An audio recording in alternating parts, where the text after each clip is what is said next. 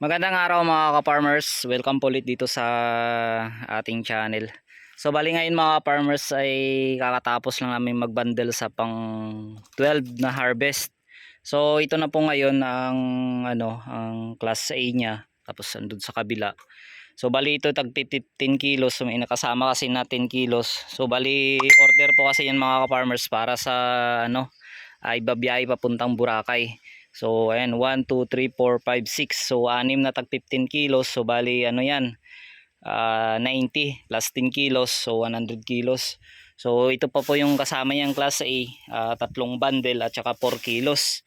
So 34 kilos plus po yung 25 kilos na class B. So 15 po ito at saka 10 kilos. Ayan.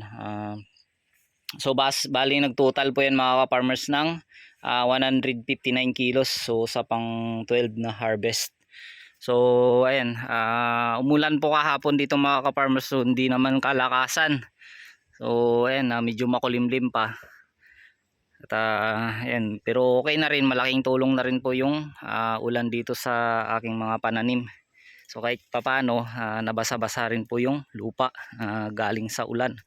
So ito mga ka-farmers, bali ito na po yung bali magti 3 months na po ito sa December 23 itong aking tanim na Calixto F1. So ito na po yung sinasabi kong 450 kapuno.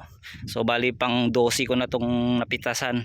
So bali ang gagawin ko dito mga ka-farmers ay talagang magbabawas na po ako ng mga daon sa baba. At saka na rin. So may mga sanga na rin po siya na parang wala na rin pakinabang. So pwedeng tanggalin na rin. Dahil ayan wala na ring daanan. Tapos medyo meron na rin ako dito mga ka-farmers na papansin na pakunti-kunting white flies at saka trips at saka mites. Dahil hindi, kahit pag nag-spray pa ako mga farmers, yung sa taas lang po talaga ang matatamaan ng pag-spray. Yung sa baba hindi na po, dahil hindi na po yan matatamaan ng sprayer sa baba niya. Dahil karamihan dyan po yung mga insekto na nakatago. So kahit mamatay po yung sa taas niya, so maiiwan naman po yung sa baba. At kakalat pa rin at dadami. So hindi po mawawala yung mga insekto. Kaya kailangan na po na i-pruning yan sa baba. Tanggalin na po yung mga dahon na matanda at saka yung mga sanga na wala na ring pakinabang. At ayan, mayabong na po yan mga farmers. So itong aking tanim. So doon po sa kabila nag-uumpisa na rin po yun na na mamunga. So may mga pakunti-kunti na po siyang bunga. At siguro mga by next week pwede na po siyang makunan na po ng bunga. Pwede na po siya makapag-harvest. At dito, ganun din po sa aking ampalaya mga farmers, mayroon na rin po dyan na pakunti-kunting mga bunga.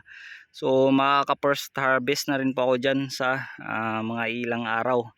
So at saka dito sa aking mga sili, ayan, maganda na rin at medyo dumadami-dami na rin yung kanyang mga bunga. So hindi lang ako kanina nakapag-video mga ka-farmers dahil tuloy-tuloy na po yung pitas namin. Lalo na po akala ko iinit na. So buti naman at gumanda yung panahon ngayon at medyo makulimlim lang. So hindi masyadong mainit sa pamimitas. So bali na ngayon, lagpas alas 11 na. So hakutin na lang namin yung palabas at saka i-deliver dahil naghihintay na rin po yung mga buyer ko dun. So ayan mga farmers, so kung mapapansin nyo, makapal po yung sa baba niya. Ayan o. So kailangan tanggalin ko po yung mga dahon. Ayan, para madali na lang po mag-spray. Para puro sa taas na lang po yung matatamaan ng pag-i-spray. Kasi hirap na magastos na rin po sa insecticide mga ka-farmers pag ganyan kayabong. Kasi talagang itututok mo talaga hanggang babayan. So magastos lang po sa insecticide. Kaya kailangan na so tulad po nito mga ka-farmers, so ganito po yung itsura ng ipopruning ko. Ayan. Ganito po yung sample. Ito po yung ginawa ko po kanina. So lahat na po ng dahon niya sa baba ay tanggalin at saka yung mga maliliit na sanga. So po-focus na lang po tayo sa taas mga ka-farmers, no. Ayan, dito na po tayo sa taas po focus. Ayan, tulad po niyan mga ka-farmers, oh. So para madali na rin po makapag-spray.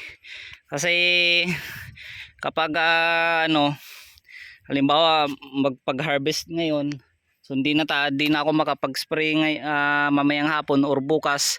So sabihin natin isang linggo na hindi makapag-spray, mabilis po mga ka-farmers kumalat yung trips tsaka mites. Yun po talaga yung pinaka mahirap na dito sa talungan, no.